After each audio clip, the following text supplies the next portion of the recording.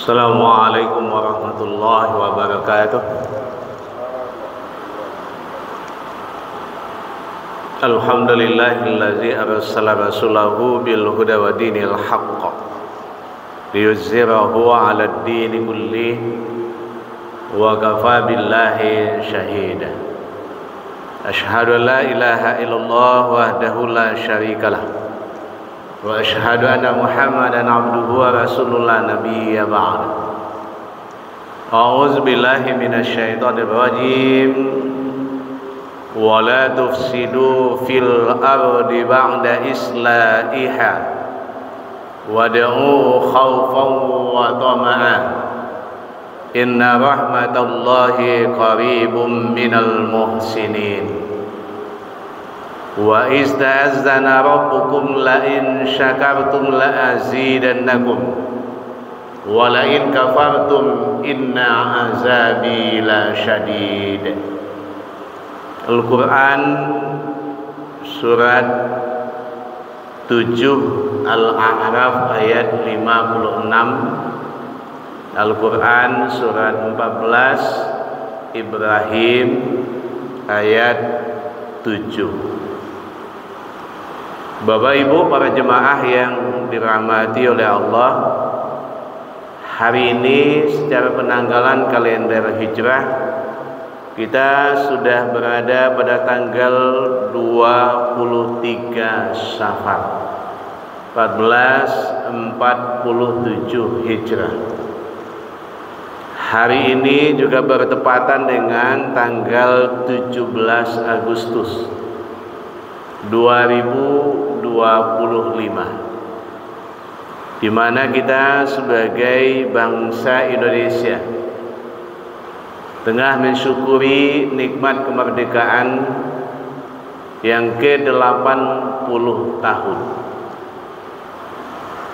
Maka pada kesempatan ini sengaja kita kutip ayat Al-Quran surat 7 Al-A'raf ayat 56 dan Al-Quran surat 14 Ibrahim ayat yang ke-7. Islam, Palestina, dan kemerdekaan Indonesia. Bapak Ibu para jemaah yang dirahmati oleh Allah,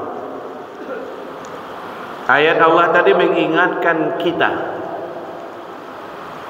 dan janganlah kamu membuat kerusakan di muka bumi sesudah Allah memperbaikinya,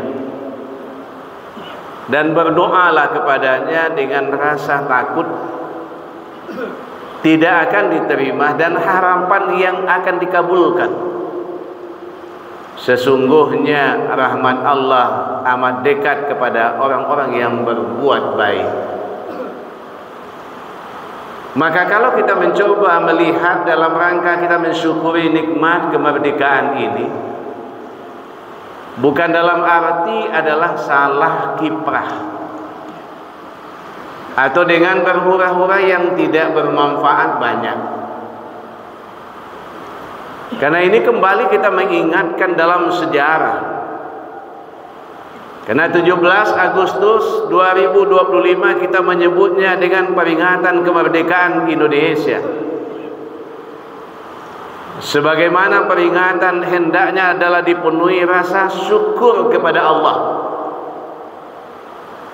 dan mengingat jasa dan pengorbanan para pahlawan, ulama, dan negeri-negeri yang berperan besar untuk kemerdekaan bangsa Indonesia ini. Makanya di dalam alinea ketiga pembukaan Undang-Undang Dasar tahun 1945 yang itu sangat jelas dan tidak diamandemen sampai saat ini. Bahasanya bukan main, hebatnya para pendiri bangsa ini merumuskan bahasa itu atas berkat rahmat Allah yang Maha Kuasa. Itu suatu kalimat yang bukan main-main. Makanya adalah atas berkat rahmat Allah yang Maha Kuasa itu. Kenapa tidak atas berkat rahmat Tuhan yang dipakai kalimatnya? Inilah suatu pertanda saham umat Islam itu terbesar dalam merebut dan mengisi kemerdekaan itu. Dan itu terbukti ketika adalah merumuskan daripada sila Pancasila yang menjadi adalah 5 sila. Dari 9 tim perumus itu adalah 1 yang non muslim, adalah Mr. A.A. Meramis. Tapi 8 adalah muslim. Maka Pancasila itu adalah berasal daripada Piagam Jakarta. Ini walaupun dosa kita umat Islam, menghilangkan 7 kata dalam sila pertama itu, menjadilah sila pertama ketuhanan yang Maha Esa. Maka Pancasila itu berasal daripada Piagam Jakarta. Piagam Jakarta itu tanggal 22 Juni 1945. Mr. A.A. Meramis ikut menandatangani. Tapi begitu pedulinya umat Islam, dengan berat hati dan kerelaan ketika itu adalah rela mencoret 7 kata di dalam Piagam Jakarta itu pada sila pertama, menjadilah sila pertama itu adalah ketuhanan yang Maha Esa. Dan inilah yang dipertahankan oleh Ki Bagus Adikusumo, Kasman Singo di Mejo ketika itu. Apa kata Ki Bagus Adikusumo? Beliau adalah pengurus besar Muhammadiyah pusat ketika itu. Rela menerima ketika itu adalah dengan ketuhanan yang Maha Esa, tapi ini adalah kalimatnya adalah tauhid. Bapak Ibu para jemaah yang dirahmati oleh Allah, dasar yang seperti inilah yang perlu disampaikan kepada generasi muda saat ini. Bukan dalam artian adalah memeriahkan hari ulang tahun kemerdekaan ini adalah dengan manjat batang pinang. Itu pembodohan. Jangan itu dijadikan itu adalah alih anak negari. Baca sejarahnya kembali. Itu adalah manjat batang pinang. Itu adalah Ratu Belanda yang mengadakan. Yang di atasnya ketika itu adalah sembako. Apa ditertawakan kita ketika itu? Lihat itu pribumi untuk mendapatkan itu adalah sembako, betapa sulitnya mereka. Coba lihat historisnya daripada manjat batang pinang. Untuk naik KT itu memijak daripada kuda kawan. Makanya dalam situasi dan kondisi saat sekarang ini, orang ingin naik KT Bapak Ibu dipijang kuda kawan. Kalau menurut saya itu pembodohan. Maka kalau kita lihat dalam sejarah, itu adalah Jumat bulan Ramadan tahun 1365 Hijrah, bertepatan dengan tanggal 17 Agustus 1945, dibacakanlah proklamasi kemerdekaan Indonesia. Yang membacakan ketika itu adalah Soekarno-Hatta atas bangsa Indonesia, bukan presiden. Presiden belum ada.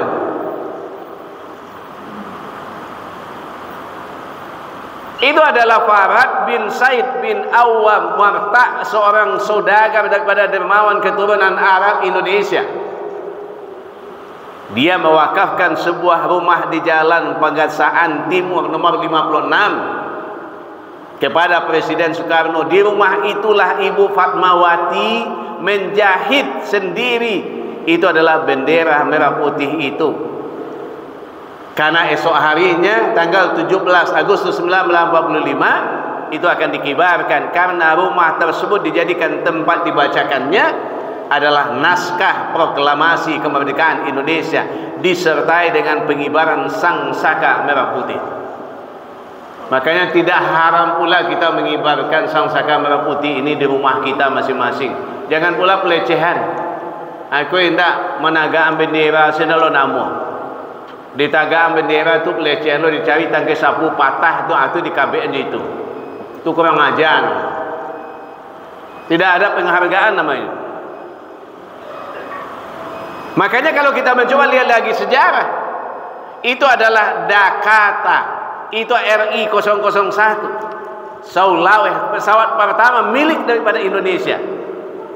Itulah Presiden Soekarno menambahkan kata Saulawah itu karena pesawat ini adalah wakaf daripada rakyat Aceh itu pada tahun 1958. Saat itu Belanda belum lagi sepenuhnya adalah pergi, Indonesia butuh pesawat. Soekarno berkeliling ditemani Gubernur Aceh. Itu adalah untuk membakar semangat rakyat untuk menyumbang. Maka dalam waktu 2 hari saja berhasil, ketika itu adalah terkumpul dana, itu adalah sebanyak 130.000 stake dolar dari rakyat yang rela menjual tanah dan harta lainnya. Tidak hanya itu, pesawat daripada Afro Ansor RI 003 juga merupakan wakaf yang dibeli adalah menggunakan sumbangan emas daripada masyarakat Sumatera Barat dan juga Aceh, yang diinisiasi ketika itu adalah oleh Muhammad Hatta. Itu pada tahun 1947. Sejarah ini perlu dibangkitkan. Jangan dikatakan bahwa ini Sumatera Barat ini tidak ada artinya di Indonesia ini.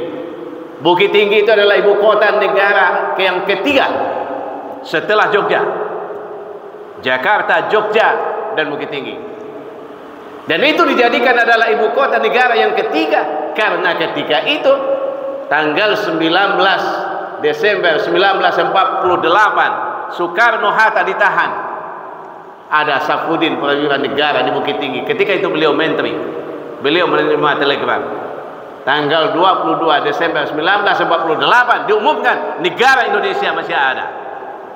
Sejarah seperti ini jangan dilupakan.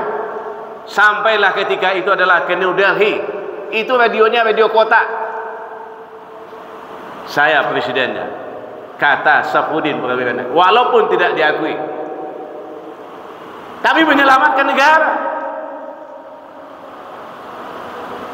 Jadi ini adalah masa genting ketika itu. Ketika tahun 1947 itu masa genting.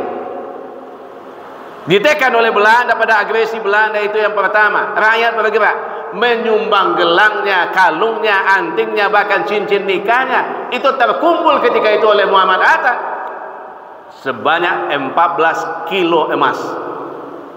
Momentum yang seperti ini jangan dilupakan. Termasuk monumen daripada Monas tahun 1961. Termasuk juga adalah gedung DPR yang sekarang ini jadi parlemen. Itu adalah 8 Maret tahun 1965. Itu adalah sumbangan wakaf bekas. Itu adalah Madrasah Islamiyah asuhan daripada Kiai Haji, daripada Abdul Manaf. Pondok pesantren itu adalah cikal bakalnya adalah Darun Najah. Kalian bukan artian adalah umat Islam itu tidak ada menyumbang. Ini tidak dinikmati kemerdekaan ini segelintir orang. Seolah-olah umat Islam ini tidak ada artinya. Ini yang perlu kita renungkan, Bapak dan Ibu para jemaah yang dirahmati oleh Allah. Makanya mensyukuri nikmat kemerdekaan bukan seperti itu. Dibacakan riwayat yang seperti ini kembali kepada generasi muda, biar tahu dia. Apalagi generasi yang saya saja yang sudah 26 baru usia saya, juga tidak mengerti betul dengan sejarah seperti ini kalau tidak dibaca. Camkan fakta biru ya ulil absar. Assalamualaikum warahmatullahi wabarakatuh.